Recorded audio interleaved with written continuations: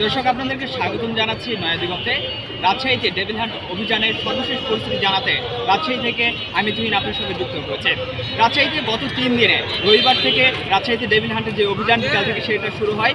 রবিবার থেকে আমরা দেখতে পাই যৌথ বাহিনী তারা মহড়া যে টহল সেটা রাজশাহী নগরীর বিভিন্ন স্থানে দিতে থাকে এবং চেকপোস্ট বসায় এবং প্রথম দিনে তারা 4 জনকে গ্রেপ্তার করে। দ্বিতীয় দিনে যে সোমবার তারাও 4 জনকে গ্রেপ্তার করে। গতকাল রাতে মঙ্গলবার তারা 2 জনকে গ্রেপ্তার করে। এই মোট 3 দিনে তারা সর্বমোট 10 জনকে গ্রেপ্তার করতে সক্ষম হয়েছে। এই তথ্য আমাদেরকে নিশ্চিত করেছেন রাজশাহী মেট্রোপলিটন পুলিশের অতিরিক্ত উপপুলিশ কমিশনার আর সাবিনা ইয়াসমিন। আপনাদেরকে আরও জানিয়ে রাখতে চাই যে এই যে সোমবার আর রাজশাহী জেলা প্রশাসক কার্যালয়ে মূলত একটি আইন শৃঙ্খলার যে এই মত বিনিময় সভায় তিনি উপস্থিত ছিলেন। স্বরাষ্ট্র উপদেষ্টা তিনি বলেন যে এই ডেভিল হান্ট যে অভিযান, এই অভিযানটি ততদিন পর্যন্ত চলবে যতদিন পর্যন্ত বাংলাদেশ থেকে যত ডেভিল রয়েছে, শয়তান রয়েছে, সেগুলো মুক্ত করা যাচ্ছে। এবং এই ডেভিল হান্টের অভিযানে চুনোপুটি থেকে শুরু করে রাঘব বোয়াল কেউ ছাড় পাবে না বলে তিনি নিশ্চিত করেছেন। আপনাদেরকে আরও একটু জানিয়ে রাখতে চাই, এই অপারেশন ডেভিল হান্ট মূলত হলো একটি বিশেষ অভিযান যা বাংলাদেশ সরকার কর্তৃক 8 ফেব্রুয়ারি শুরু হয়। এই অভিযানের মূল উদ্দেশ্য দেশব্যাপী সন্ত্রাসবাদ দমন, আইন শৃঙ্খলা পরিস্থিতি উন্নতি করা এবং অপরাধীদের আইনের আওতায় নিয়ে আসা।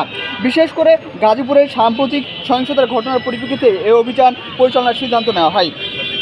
অভিযানটি বাংলাদেশের বিভিন্ন আইন শৃঙ্খলা রক্ষাকারী বাহিনী যৌথভাবে পরিচালনা করছে, যার মধ্যে রয়েছে বাংলাদেশ পুলিশ বাহিনী, rapid action battalion RAB, border guard Bangladesh BGB, Bangladesh সেনাবাহিনী, বাংলাদেশ নৌবাহিনী, ডিটেকটিভ ব্রাঞ্চ ডিবি।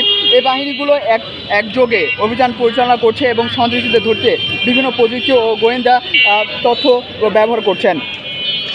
অধিকাংশ সাধারণ জনগণ এই অভিযানের প্রতি সমর্থন জানিয়েছেন। অনেকে মনে করেন এটি এই দেশের নিরাপত্তা নিশ্চিত করতে সহায়তা করবে। অপারেশন ডেভিল হান্টের প্রাথমিক ধাপে বেশ কয়েকজন সন্ত্রাসী গ্রেপ্তার হয়েছেন এবং বেশ কিছু অবৈধ অস্ত্র উদ্ধার করা হয়েছে। আপনাদেরকে আরও বিশেষ যেটা জানিয়ে রাখতে চাই, এই ডেভিল হান্টটা আর অভিযানটি সেটা মূলত যে কারণে শুরু হয়েছিল সেটা হচ্ছে 8 ফেব্রুয়ারি গাজীপুরে একটি এলাকায় সাধারণ জনগণের উপর সন্ত্রাসী হামলার ঘটনা ঘটে।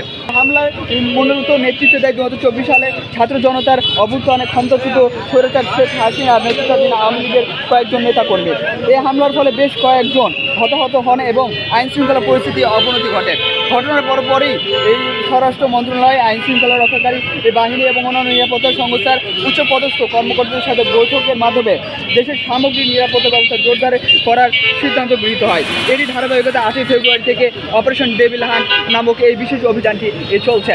এই ডেভিল হান্ট অপারেশনে মূলত আমরা রাজশাহীতে সেই রবিবার থেকে আমরা দেখছি যে যৌথ বাহিনীতে তারা তাদের এই অপারেশন কার্যক্রম পরিচালনা করছেন এবং এটার পরিপ্রেক্ষিতে আমরা দেখতে পেয়েছি তারা যে অপারেশনটা চালাচ্ছেন এটা শুধু এই যে অপরাধীদেরকে শুধু অপরাধীদেরকে দমন করতে তারা যে বিশেষ অভিযানটি চালাচ্ছেন এবং তারা যে বিষয়টি বলছেন দেশব্যাপী সন্ত্রাসবাদ দমন, আইন শৃঙ্খলা পরিস্থিতি উন্নতি করা এবং অপরাধীদের আইনের আওতায় আনতে মূলত এই বিশেষ অভিযান।